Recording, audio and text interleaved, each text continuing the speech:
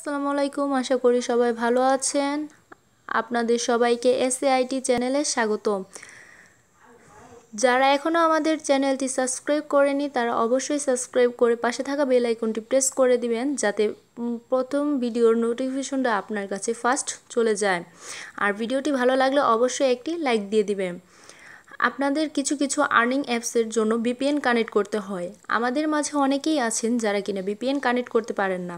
তবে আজকে ভিডিওটি তাদের জন্যই, কিভাবে ভিপিএন কানেক্ট করতে হয়।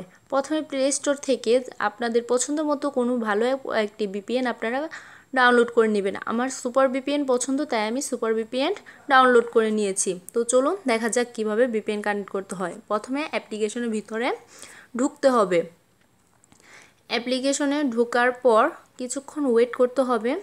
ওয়েট করলে দেখা যাবে অ্যাপসটি লোডিং হচ্ছে।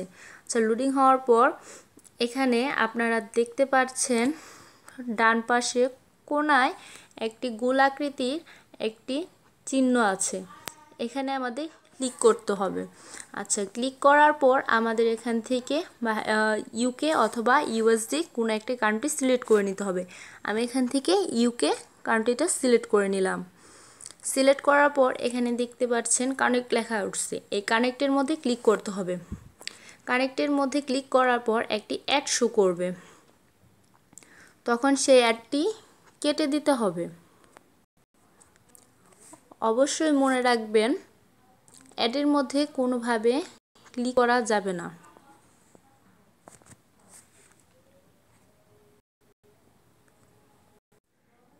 এখানে আপনারা সবাই দেখতে পাচ্ছেন যে কানেক্টেড লেখা উঠেছে, তার মানে ভিপিএনটি এই যে কানেক্টেড, তার মানে ভিপিএনটি কানেক্ট হয়ে গেছে।